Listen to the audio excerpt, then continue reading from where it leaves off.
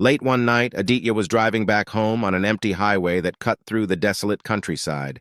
The road was eerily silent, the moonlight casting long shadows on the asphalt.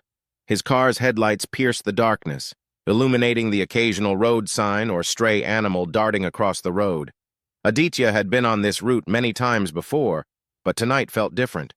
There was a strange stillness in the air, as if the world itself was holding its breath. He turned on the radio, but all he got was static. Frustrated, he switched it off and continued driving in silence.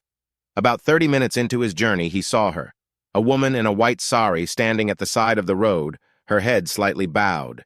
She raised her hand, signaling for a ride. Aditya hesitated. Every fiber of his being told him to keep driving, but he couldn't leave her there alone in the middle of nowhere. He stopped the car and rolled down the window. "Where are you headed?"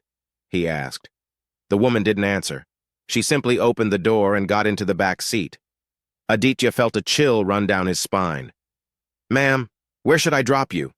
he asked again, but she remained silent, staring out the window. As he drove on, the silence in the car became suffocating. Aditya glanced in the rearview mirror, only to find the woman's reflection blurry, as though she wasn't really there. His grip tightened on the steering wheel, his heartbeat quickening. Suddenly, the woman spoke in a low, monotone voice. "This is where I died." Aditya slammed on the brakes, his heart pounding. The car skidded to a halt. He turned around, but the back seat was empty. The door hadn't opened, and there was no sign of the woman.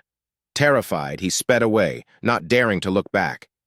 When he reached home, he noticed something chilling.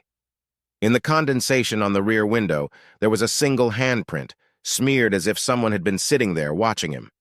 From that night on, Aditya never drove that highway again.